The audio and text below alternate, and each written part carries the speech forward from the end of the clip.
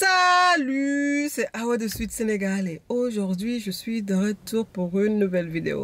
Donc comme vous voyez, je vous avais promis que j'allais inviter mon life coach aujourd'hui, donc c'est ça qu'on va partir. Donc ça va être mini vlog / interview et comme je vous avais dit, on va parler de l'estime de soi parce que je pense que c'est super important.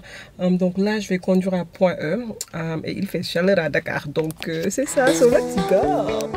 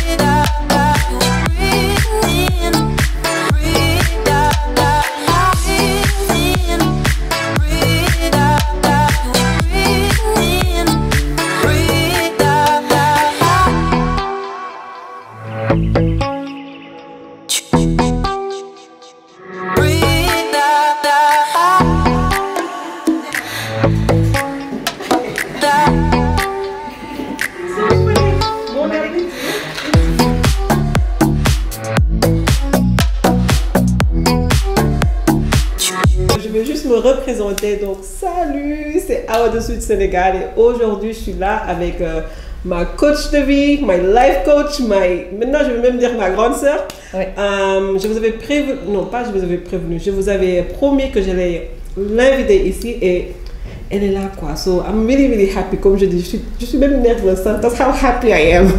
Donc je vais la laisser se présenter et c'est ça.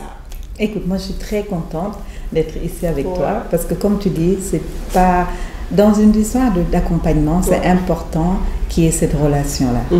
Et pour moi, tu es une petite sœur et je suis très contente de t'avoir avec moi et de pouvoir aujourd'hui qu'on partage des expériences, que d'autres personnes puissent récupérer, même si c'est une minute, que ça serve à la personne. Aujourd'hui, l'idée c'est que chaque personne qui va regarder cette émission reparte avec quelque chose. Donc en fait, la première question que je veux te demander, c'est pourquoi ce métier en fait pour toi? Pourquoi être coach? Pourquoi devenir un coach de vie? Tu sais, tout à l'heure, tu disais pourquoi je ne suis pas venue plus tôt. Et je te disais que chaque chose en son temps et que tout ce qu'on fait sans le temps de temps nous le fait payer. J'ai eu, comme beaucoup de personnes, une vie très heureuse. Des parents extraordinaires. J'ai eu un papa exceptionnel, ma maman qui est comme mon mari, mais qui est une maman exceptionnelle. J'ai perdu ma maman quand j'avais 2 ans. On pense que l'enfant ne sait pas, alors que l'enfant le vit et à l'intérieur, il y a des petites tristesses, il y a des moments de trop, il y a ce sentiment de solitude qu'on ne partage pas parce qu'on n'a pas l'occasion d'avoir les personnes qu'il faut pour le partager. Donc j'ai été pendant longtemps à l'intérieur de moi-même très triste. Puis à un moment, j'ai vécu quand même quelque chose de très difficile. J'ai vécu la polygamie. Et ça a été le moment le plus difficile de ma vie parce que je n'étais pas préparée du tout à ça. Mais ça m'a renforcée. J'ai vu qu'au lieu que ce soit négatif pour moi, ça a été positif pour moi. Et aujourd'hui, pour toi. Je remercie mon ex-mari. Je remercie la personne qui était là parce que ce sont grâce à ces deux personnes que j'ai pu changer ma vie, que j'ai pris la décision d'aller me former, de changer complètement de vie, d'aller dans ce que moi j'aime. Donc, avant de te former, est-ce que tu as vu des coachs ou alors... Non. Tu es juste partie directement pour dire que c'est ça que je veux faire en fait? Depuis petite, on passe, les amis passent leur temps à me dire « Mais toi, tu ne veux pas être consultante ?»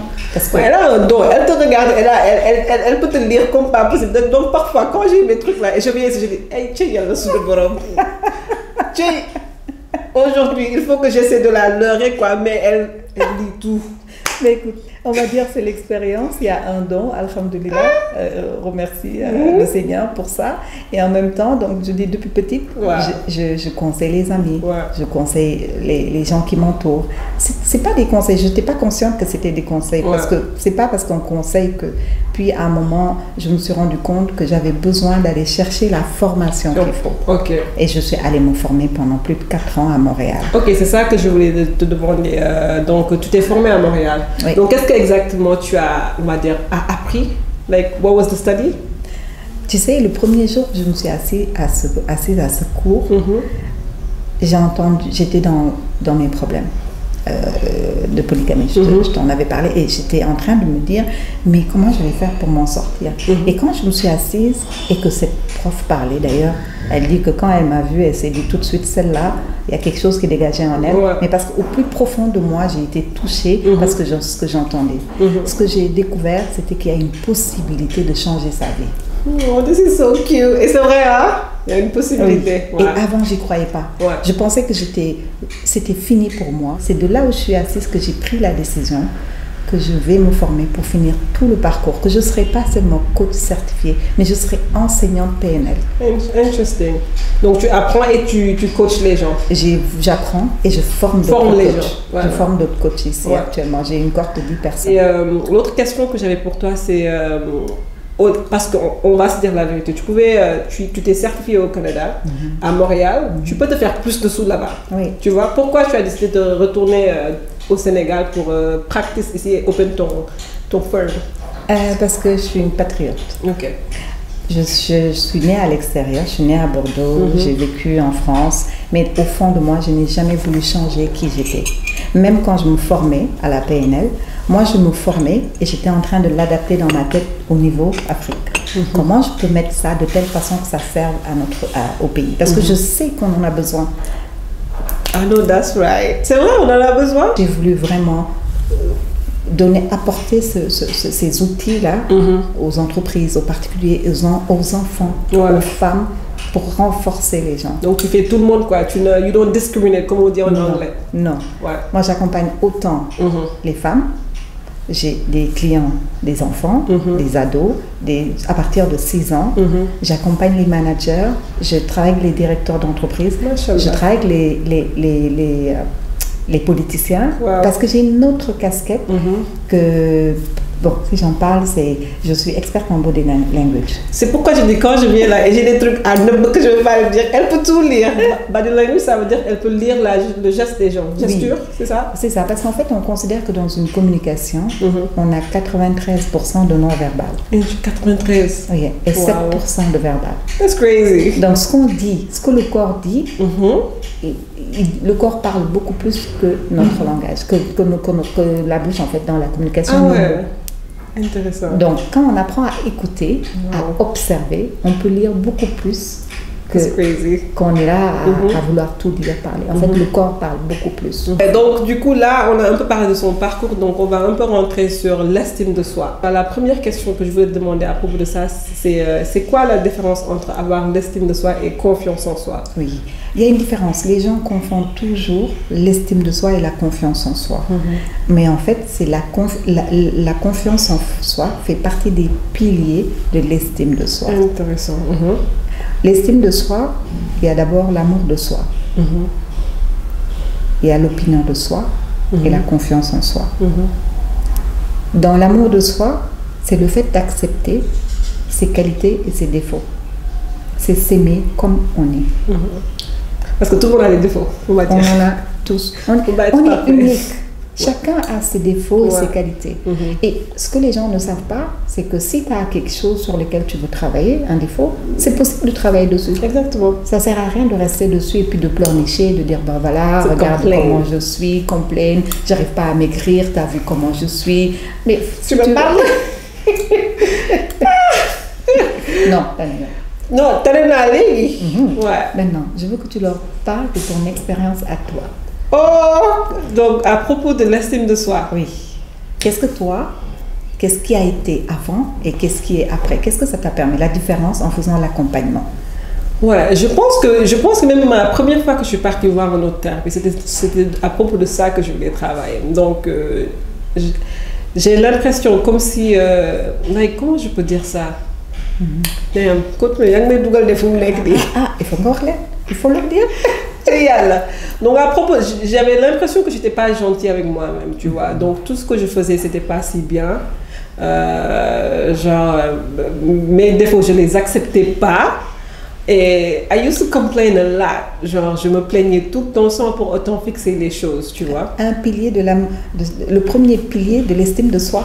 Ouais. C'est tellement bien représenté. Exactement. C'est-à-dire que tu passais ton temps à regarder plus tes défauts. Exactement. Au lieu de valoriser tes qualités. Et parfois, je pense que quand on a commencé à parler de ce sujet, c'était l'un des trucs que je disais, c'est genre, quand les gens me complimentent, au lieu de prendre le compliment, quand tu me dis, tu es toute belle aujourd'hui, je dis, bon, d'un coup, minimiser, en fait, je le minimise parce que pour moi, je me valorisais pas, on va dire.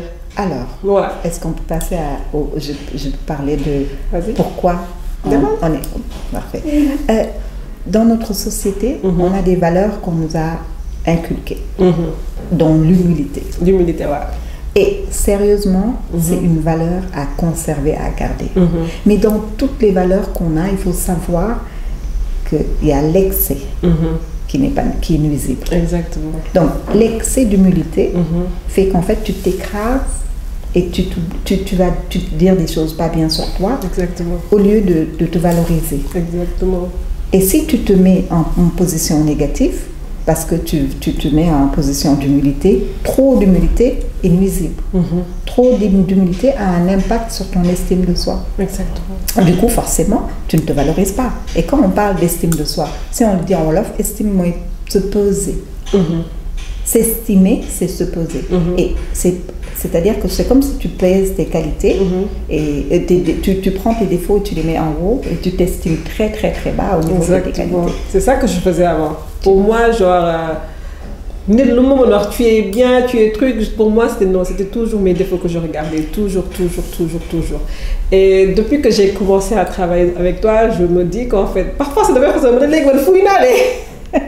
mais c'est pas question d'être fou. Après tu te dis en fait, si tu te valorises pas ou si tu te pèses pas un peu plus, qui va le faire pour toi-même? Alors, après tu seras toujours sur la doute en fait. C'est ça, j'ai envie de vous dire, prenez le temps pour pouvoir se donner, augmenter son estime de soi. L'exercice que je vous donne, c'est de se poser et d'identifier ses qualités et ses défauts. C'est les premiers trucs qu'on a fait.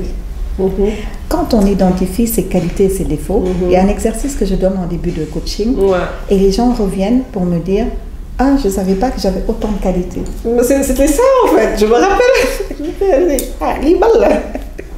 Exactement. Et c'est important de se redonner de la valeur. Parce que comme je dis, si tu ne te donnes pas de la valeur, qui va le faire pour toi? Je vois le changement, hein? Inch'Allah. Ouais, sur mon travail, sur mon couple, sur mes relations avec les gens, tu vois. Sur tout. C'est important de se remplir. Ouais. S'estimer et se valoriser, c'est se remplir. Imagine que tu te sens vide. C'est parce que tu te vides de mauvaises choses en te disant, ou tu t'alourdis de tes défauts. Exactement. Donc, ça te coûte quoi de te mettre en valeur? Absolument rien. Mais je trouve que, comme je disais, que c'est difficile parce que c'est là où je veux un peu toucher avec la pression sociale au Sénégal. Parce que j'ai l'impression que ici, beaucoup de gens vivent pour les autres, on va dire. Oui. Donc, est-ce que la pression sociale a une conséquence sur l'estime de soi, on va dire? Ben, en fait, le deuxième pilier de l'estime de soi, c'est l'opinion de soi. Okay. Mais cette opinion de soi, ça commence déjà à l'enfance. C'est quelle est l'opinion que les parents, le regard de tes parents vers toi et ce qu'ils te donnent comme compliment. Exactement. Et dans notre société, ça commence très tôt. Comme je dis, ça touche l'humilité. C'est une façon de ne pas... On ne donne pas les compliments parce que que la personne prenne des ailes. Wow. Et j'entends souvent une phrase qu'on dit souvent ici, la femme. On va lui couper les ailes. Mais si un enfant, on lui coupe les ailes, cette personne n'a pas... Comment elle va pouvoir s'envoler et aller prendre ce qu'elle apprend? C'est tellement vrai. Ouais, c'est vrai. Hein? Ou peut-être au cours de ta vie, tu peux avoir des expériences ou des traumatismes. Tu sais, parfois, beaucoup de femmes, en tout cas, ça vient de leur couple. Yeah, c'est vrai. C'est très vrai. Et notre éducation nous dit il faut prendre sur toi. Prendre sur toi. Prendre sur toi. C'est important. Hein? Ouais. Moi, je ne dis pas le contraire. Au contraire, c'est important. Mais juste, il faut savoir identifier jusqu'à quel moment, toi, le tolérable est là pour toi. Qu'est-ce que tu lâches, qu'est-ce que tu lâches pas. Et pourquoi c'est important de te... Parce que c'est quelque chose que je faisais beaucoup avant, je pense. Avant, je donnais. Oui. Je ne peux pas dire non. Même si je ne peux pas le faire, je dis oui parce que... On va dire que je vivais pour les autres, on va dire. Et, non, mais c'est ça, je vivais pour les autres et c'est ça. Donc, pourquoi te mettre en premier est important? Parce que c'est une culture qu'on n'a pas ici. Parce qu'il faut toujours te mettre derrière au Sénégal. Oui, je donne un exemple simple. Quand on est petit, je ne sais pas si tu te rappelles, moi en tout cas quand j'étais petite, quand tu as du pain et que tu as beaucoup de cousins et cousines à la maison, qu'on te donne un bout de pain, la famille veut t'apprendre la notion de partage. Ouais. Et c'est important. C'est très important. Ouais. Et cette notion de partage, tu prends le pain et tu donnes à tout le monde. Et finalement, tu donnes. Et là, tu es en train de faire un programme, d'enregistrer une façon de faire. C'est cette notion parce que les parents veulent t'apprendre à partager. Mais seulement arriver au bout de truc, il reste un petit bout. Toi, tu vas rester avec un petit bout. Et en général, ça te permet, on te félicite pour te dire bravo, tu as partagé. Ça, c'était la société d'avant. Et ça marchait très bien. Ce qui se passe maintenant, c'est que le même groupe, il y a un enfant à qui on apprend ça, et d'autres enfants, on leur apprend garde pour toi. Ouais. Qu'est-ce qui se passe? Il y a un déséquilibre. Ouais. Au niveau de la société. Exactement. Et du coup, forcément, et puis même, les gens ne sont plus dans cette notion de partager. Et ça crée un déséquilibre. Toi, on t'apprend à partager, à donner tout, mais à ne pas recevoir aussi. Et on te dit, c'est pas grave. C'est comme ça. Il faut apprendre. Mais qu'est-ce qui se passe à un moment? Tu donnes tout, mais tu n'as absolument rien. Tu ne te donnes pas, ça veut dire que inconsciemment, tu ne te donnes pas aussi de la valeur. Donc, on parlait, la caméra a fait capet. Donc, ce que je voulais un peu toucher, c'est la comparaison ici. Parce que j'avais fait toute une vidéo à propos de ça. Ici, on a une habitude de comparer des gens, même des sœurs. Il y a aussi sœur que ta sœur est plus belle que toi. Et où on voit une personne, peut-être elle a eu des problèmes. Peut-être il y a quelques mois, j'ai perdu beaucoup de poids. Et quand les gens me regardent, ouh, tu as perdu du poids. Et ça a commencé à me faire un truc. Et même à un moment donné, j'ai pris une photo, j'ai envoyé à ma soeur, j'ai dit, je vais la poster, mais j'ai peur, on dirait que j'ai perdu beaucoup de poids. Et ma soeur m'a dit, mais girl, you look good, quoi. Tu es toute belle en fait. Donc, je veux juste toucher un peu comment la comparaison qu'on a l'habitude de faire ici est malsain. Oui, c'est malsain. Surtout sur l'estime de soi. Oui. En fait, il faut savoir que la comparaison, c'est quand même quelque chose de naturel. Ouais. C'est humain. Malheureusement, il y a des gens qui font de la comparaison vraiment avec des intentions positives. Okay.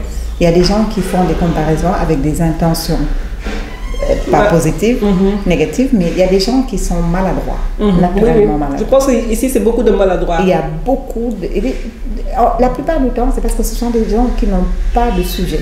N'ont pas de sujet. Les gens ont un sujet, et qu'est-ce qui se passe? La première chose que tu vois, tu commentes. Ouais, c'est vrai. Que les gens apprennent à avoir des sujets sains entre eux, pour commencer. Et aussi, ce que je veux que les gens retiennent, c'est que ce que l'autre dit lui appartient. C'est vrai, ça, tu m'as appris ça. En fait. Ben oui, ça ne m'appartient pas. Ouais. C'est ton avis, c'est pas le mien. Certes, on a besoin d'entendre des avis pour pouvoir... parce que c'est l'autre qui a ton... C'est le miroir, en fait. Mais en fait, ton oreille, chaque fois que tu vas entendre quelqu'un te comparer avec une intention négative, tu le ressens. Oui, tu le ressens. Donc, forcément, tu peux savoir quand c'est mal intentionné. Il faut juste que les gens apprennent à se dire « ça ne m'appartient pas ». Ouais, it's not me. Non. Ouais, je pense qu'il y a quelques mois, je traversais un des moments les plus difficiles de ma vie. Et heureusement que tu étais là. Parce que si tu n'étais pas là dans ma vie, voilà, je ne serais pas là assise en train de... Ça allait dans tes trucs, tu vois. Mais ce que j'ai... tout le temps, quand je m'asseyais, on va dire, pour écrire à propos de mes pensées et tout ça, je me disais toujours, en fait, c'est pas moi, en fait. Cette situation que je suis en train de vivre, ça n'a aucune importance sur ma valeur. Mais non. C'est ça que je disais tout le temps. Mais si c'était moi avant, je vais dire, peut-être je suis pas good enough, I'm not good enough, je suis pas assez bien pour ça et ça. But no, c'est pourquoi moi je dis toujours, c'est tellement important de travailler sur soi. Oui, c'est important d'être d'abord conscient de soi. Parce que peut-être que tout le monde n'a pas les moyens de venir travailler sur soi. C'est ça que j'ai dit. Maintenant, au moins, il faut avoir les astuces. Il faut d'abord être conscient de soi. Mais pour pouvoir être conscient de soi, il faut... Ce qui se passe la plupart du temps au niveau de l'estime de soi, c'est qu'on n'est pas d'abord bienveillant envers nous-mêmes. On n'est pas gentil avec nous-mêmes. On n'est pas gentil avec nous-mêmes. Et du coup, tout ce que l'autre va te dire, tu vas l'accepter aussi. Parce que si toi, tu n'es pas gentil avec toi, j'ai dit souvent à mes clients, écoute, on me dit oui, il m'a dit ça, qu'il est mort. Je dis oui, ok, parfait. Mais toi, qu'est-ce que tu te dis à toi? Exactement. Qu'est-ce que tu te dis à toi? Ouais, je pense qu'une fois, on avait fait un exercice, genre, tu m'avais dit ça m'a beaucoup marqué. Tu sais, parfois, je sors, même quand je vois des trucs bizarres là, je me rappelle toujours de l'homme en fait. C'est quelque chose que j'amène avec moi tout le temps, tu vois.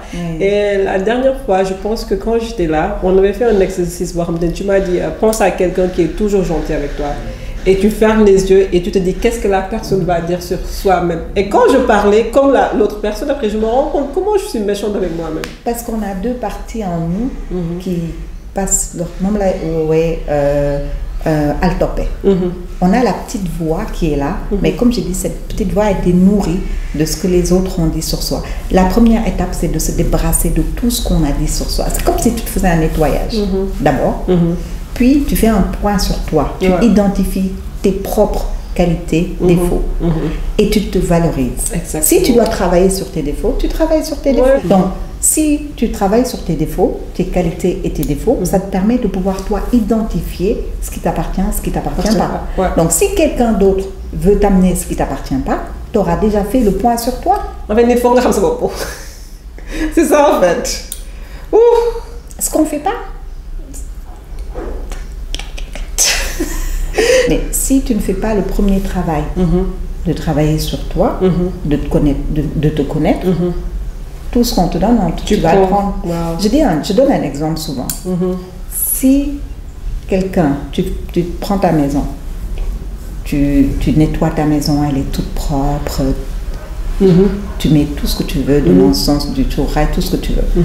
Et que ton voisin ouvre la porte et te met de la poubelle dans ta maison. Tu fais quoi? Tu vas te fâcher, taper et l'envoyer même en prison ou tu as le droit de te défendre. Mais seulement, les gens n'acceptent pas qu'on leur mette des poubelles dans la maison, mais ils acceptent qu'on leur mette des poubelles dans la tête. C'est tellement vrai. Parce que la vie négative des autres, c'est comme de la poubelle qu'on te met à l'intérieur de toi et qui vient te pourrir la vie. Exactement. Donc, il faut savoir dire non, ça ne m'appartient pas, ça ne rentre pas chez moi. Exactement. C'est super important. Et qu'est-ce que je voulais demander? Let's talk about entourage. Parce que j'ai l'impression, depuis que j'ai commencé de travailler sur moi-même, j'ai perdu beaucoup de... en fait, tu vois. Donc, je voulais savoir si l'entourage que tu t'entoures, a ton environnement. Ouais, ton environnement a une effet ou conséquence sur le soi-même, en fait, sur l'estime de soi. Faut savoir que quand on est enfant et qu'on grandit, on ne sait pas qui est qui. Ouais. On va cheminer avec beaucoup de personnes dans la vie. Puis les vies changent pour tout le monde, forcément. Et les gens évoluent. C'est comme quand, chez toi, tu prends le temps de faire le tri. Ouais. Donc c'est important aussi de faire ton tri et ton nettoyage par rapport à ton environnement. It's so true. Parce qu'il y a des personnes toxiques. That's right. Mais ce qu'il faut savoir aussi, ces personnes toxiques ne savent pas dire forcément que ce sont des personnes pas bien ou autres. Oui. C'est juste qu'ils ont eux-mêmes leurs problèmes et qu'ils n'ont pas amélioré dans leur vie. Donc ils deviennent toxiques et ils ne veulent pas travailler sur eux. Ils vont décharger leurs poubelles sur toi. C'est très vrai. Donc soit tu fais le choix d'être honnête avec la personne et de communiquer sur sa façon d'être avec toi. Et de lui dire, je suis prêt à t'accompagner. Est-ce que tu as besoin d'en parler? Parce que je note que tu dis des choses qui me font mal. Soit tu prends la décision de couper complètement et de nettoyer.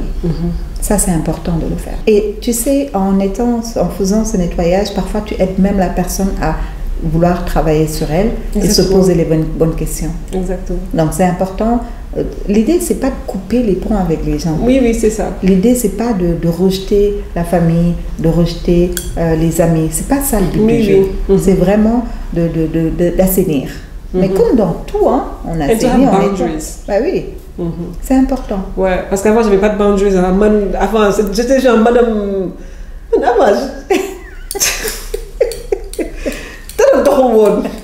Non, mais c'est vrai, you don't have des limites, on va dire boundaries, c'est des limites en fait. Donc tu n'as pas de limites. Et maintenant, quand je me vois, je dis carrément non, je peux pas, non, non, je prends ça, non. Et ça, c'est tellement important, comme tu dis. Ça va bien.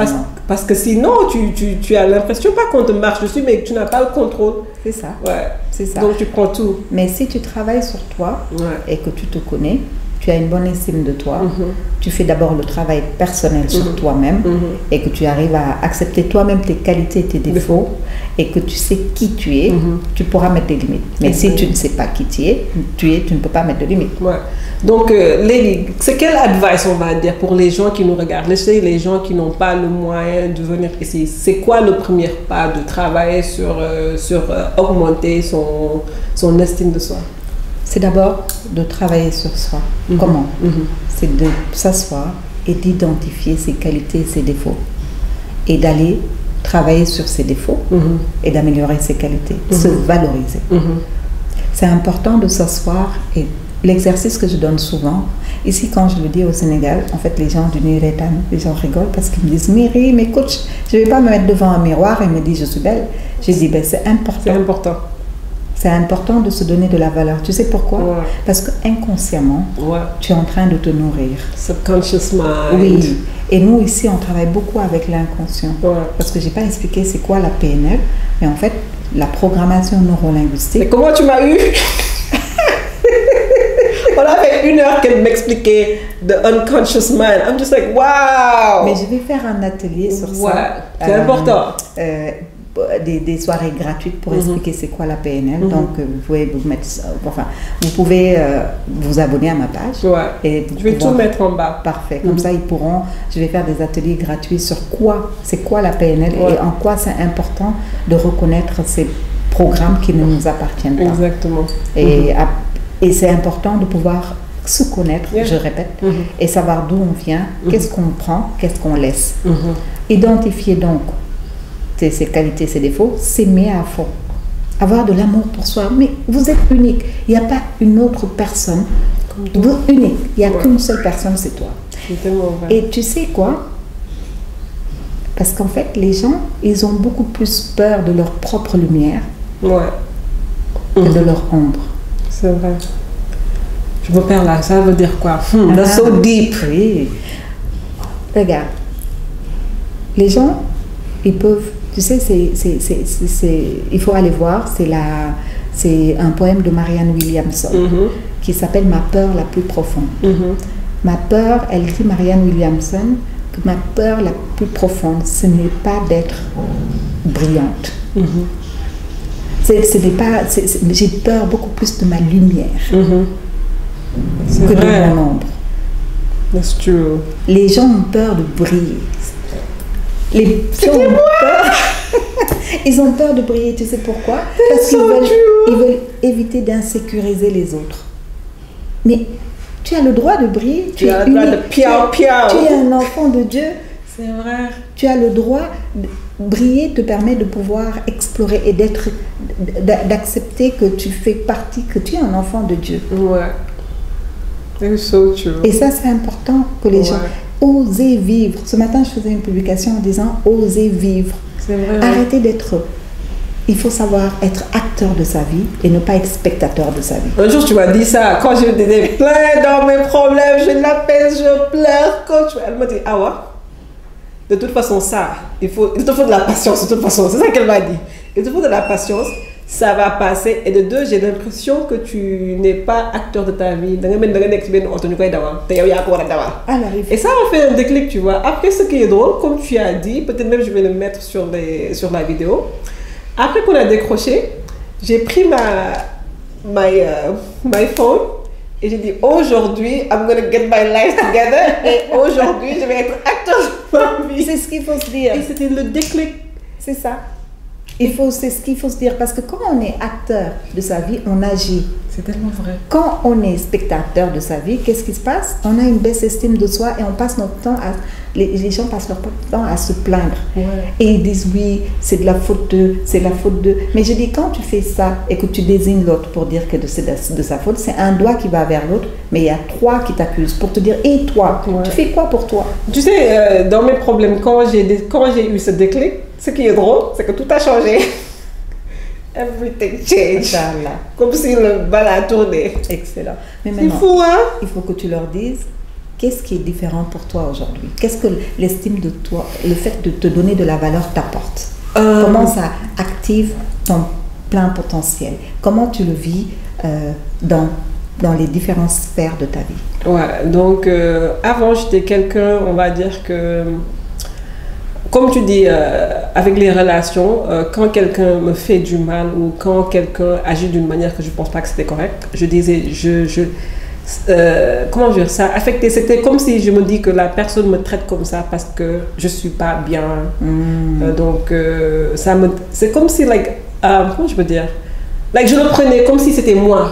Le problème, c'était moi, c'est pas la personne. Donc, je le prenais... Ça me comment je peux dire, je sais pas comment l'expliquer, but tu le prenais personnel. Je le prenais personnel de trop, et aussi je me disais en fait qui m'a traité comme ça parce que je suis pas la meilleure patati patata. Donc c'était pas être gentil. Tu avais du jugement envers toi-même. Exactement. Donc je me jugeais négativement, on va dire, à propos de moi-même. Et quoi d'autre, on va dire l'estime de soi que j'ai maintenant. J'ai beaucoup plus de confiance en moi-même de toute façon avant j'étais quelqu'un qui... J'étais très anxieuse, on va dire. Je pensais toujours au futur, au passé, mais jamais vraiment dans le présent. Et c'était toujours d'une manière négative. Négative. Et ce qui est drôle, c'est que les gens me regardent. Je suis limite une personne, je suis pas là, je suis pas fausse, je suis une personne joyeuse de nature, tu vois. Mais j'étais pas gentille avec moi-même. C'est à l'intérieur que ça se passe. En fait, les gens vivent beaucoup de conflits internes. Exactement. Ils peuvent paraître comme bien, mais à l'intérieur, ils vivent des conflits internes. Mais là, briller, normalement. Non, exactement. C'était ça. Et comment aussi ça a changé. Et j'ai l'impression aussi que même dans mes relations, on va dire mon couple et tout ça, avant j'étais plutôt accuser l'autre, c'est de la faute de qui m'entend, c'est de la faute de l'autre, mais qu'est-ce qu'on fait pour soi? Exactement. Et maintenant, vu que je suis beaucoup plus, j'ai beaucoup plus confiance en moi, je me sens beaucoup plus sécure en tant que personne, parce que pour te dire la vérité, je ne savais pas j'étais qui, on va dire, parce que je vivais pour faire plaisir à mes parents, on va dire, qui est bien parfois, mais parfois, en vouloir trop faire, c'est quand même difficile. À plaire à tout le monde, les gens qui me suivent, qu'est-ce qu'ils veulent voir. J'ai oublié ce que moi, en fait, ce que je voulais faire. Tu vois? C'est important d'être aligné avec soi-même. Bah, donc, et comme tu vois, même avec mon travail, tout a changé. C'est beaucoup continué, n'est pas changé. Et ce qui est drôle, c'est que j'ai l'impression que quand tu es... Je ne vais pas dire que je n'étais pas moi-même avant, parce que je pense que ce que je montrais avant, c'était un pourcentage de moi. Oui. Mais on va dire que maintenant, je suis entière, quoi. On n'est pas parfaite, mais tu es entière. Je suis à l'aise, je suis tu es entière, authentique. je suis authentique. J'ai même plus de temps à me parler négativement. Donc, tout mon énergie, je regarde comment je peux faire pour briller plus que je le fais maintenant, tu vois.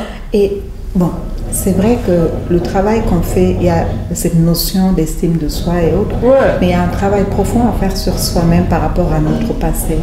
On a beaucoup de blessures c'est vrai qui nous accompagnent.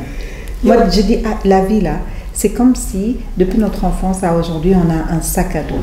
Et dans ce sac à dos, on stocke tout. Toutes nos expériences, positives et négatives. Et parfois, c'est important de venir en accompagnement, en coaching, de déposer son sac, de décortiquer tous ces problèmes. Je vais te dire quelque chose. Ça me rappelle notre pas notre première rencontre, parce que notre première rencontre, it was like getting to know you. C'était même pas genre, je viens travailler chez toi. Donc, quand on a notre premier travail, je t'ai dit avant toi, je suis partie voir quelqu'un d'autre. Pas pour truquer, mais quand je suis ressortie de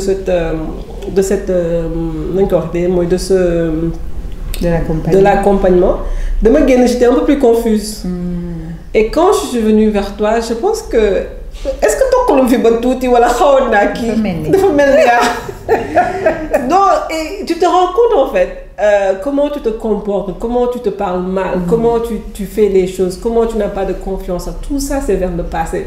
Je me rappelle, on est parti jusqu'à mes 5 ans, même mes 3 ans. Oui. Et tu sais, quand je suis sortie de ce truc, directement, j'étais assise là-bas, genre, je pense que je suis en train de me découvrir. Pourquoi? Parce qu'avant, certes, j'étais quelqu'un qui regardait beaucoup de trucs positifs, parce que je suis une personne, on va dire, je regardais beaucoup de trucs positifs, l'espoir, motivation, mais il y avait quelque chose que je ne pouvais pas... Tu peux pas. C'est un accompagnement en coaching PNL, très précis, en programmation neurolinguistique, qu'on va travailler sur ce point-là pour aller décortiquer et te permettre de te soulager par rapport, comme je disais, à ce sac-là, où il y a des expériences qui continuent à te guider.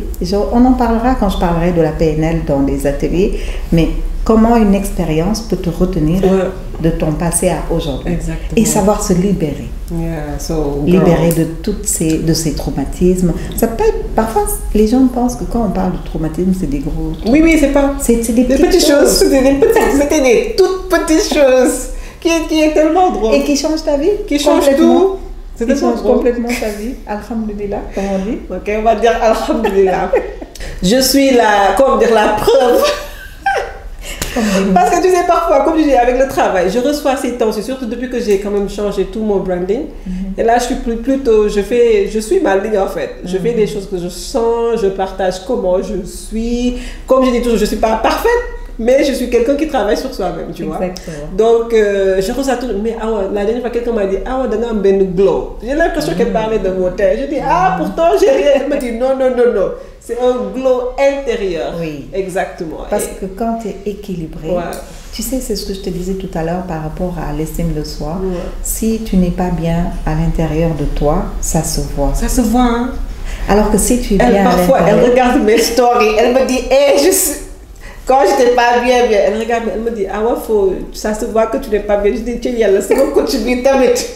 En fait, j'étais plus consciente des choses. Mais je suis là pour toi, je te l'ai dit. Quand j'accompagne une personne, je suis totalement là pour la personne. Elle est vraiment là. Je te suis derrière, je t'accompagne pas seulement là, je te suis même dans les réseaux, je regarde ce que tu fais, je t'accompagne et je reviens, je te fais des feedbacks. Elle est disponible de ça. Mais là, c'est une mission. Tu sais ce que je dis quand je me réveille? Je dis à Allah, envoie-moi les personnes que tu veux que j'accompagne. Parce que tu sais, c'est ce que je fais là aussi. Je ne le fais pas, c'est une mission de vie. Parfois, il y a des gens qui me disent, je trouve que ton tarif comment tu peux facturer? Parce que ce que je facture ici, c'est pas la même chose qu'à Montréal. C'est pas que... Les 5 séances, c'était 1 heure à Montréal. C'est sûr. Donc, je réponds à ta question quand tu me dis qu'est-ce qui fait que tu reviens ici. Je suis très spirituelle. Ouais. Je dama gëm yàlla. Elle m'a aidé sur ce côté. Gëmoon naa yàlla, mais léegi dama gën a... C'est important. Quand tu 361 à ma fête. C'est important. Tu sais, parce que si tu ne te connectes pas à qui la wàccee ci àdduna, tu n'es pas... Donc, quand on fait un travail sur soi, ça ne s'arrête pas à travailler sur ses qualités et ses défauts. Ça se travaille aussi sur des méditations, se connecter avec le Wird. Elle m'a donné une application qui est super bien pour les yad. C'est ça. Quand tu 360, elle allait aider. Et c'est important de se connecter avec le côté spirituel. Parce que c'est ça qui t'apporte ton équilibre aussi. Ça, c'est très important. C'est pour ça que je répète, quand je me réveille, je dis, Ya Allah, envoie-moi les personnes que tu veux que j'accompagne. Et pour moi, c'est une mission. Bon, comme je dis, je peux rester là à parler et je veux juste, genre, parce que là, il faut que la vidéo termine, parce que parce qu'on a quand même touché à tout, je peux dire, je peux même parler jusqu'à demain, mais moi, je vais dire que, je l'ai dit la dernière fois sur ma vidéo, il y a les gens, certes, qui n'ont pas de moyens. C'est pourquoi je dis, tu sais, ces temps-ci, je vis beaucoup dans la gratitude à cause de toi. Tu vois, je regarde beaucoup les choses positivement. Je dis, je suis tellement chanceuse d'avoir les moyens de te voir une fois par semaine et qui a totalement changé ma vie 360. Comme je dis, pour les gens qui nous suivent, j'espère que vous avez appris quelque chose sur cet échange, magnifique échange on va dire. Et pour les gens aussi qui ont les moyens, comme je dis toujours, vous êtes là à acheter des bassins pour être beau extérieurement, du maquillage, ça. Mais la paix intérieure, c'est important. Même pas c'est important, like, quand je suis partie en Tanzanie, je t'ai écrit un message. Je veux dire qu'en fait, mes vacances ces temps-ci, c'est totalement différent de tout ce que j'ai vécu de ma vie en fait. Parce qu'à l'intérieur, je suis comme l'océan, comme tu dis, en bas de l'océan, pas comme la vague. En bas de l'océan. Qu'est-ce que vous voulez voir l'autre tout? Parce que ça, c'est super important.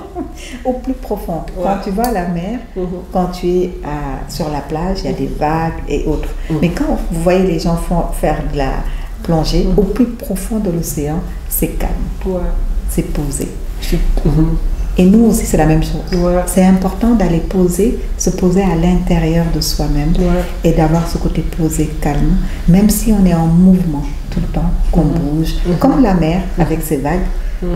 Et nous, ce sont nos mouvements, quand on bouge, quand on est en mouvement, qui fait que c'est comme les vagues. Mais à l'intérieur, c'est important d'aller cultiver ce calme comme au fond de la mer. Comme je dis, ça fait 10 mois que je travaille avec elle, on va dire. Et c'est un travail que, comme tu dis, je continue dans mes day-to-day activités. C'est pas genre, je sors d'ici, j'ai oublié tout. Parce qu'à la base, elle nous, par exemple, au début, il y avait beaucoup d'exercices. Tu rentres à la maison chaque nuit, tu écris 5 trucs que tu aimes, ces genres de choses. Donc, c'est un travail qui te suit. Même si parfois tu as des moments de panique, tu te dis, après tu te dis, attends, mais maintenant la django, en fait, tu vois.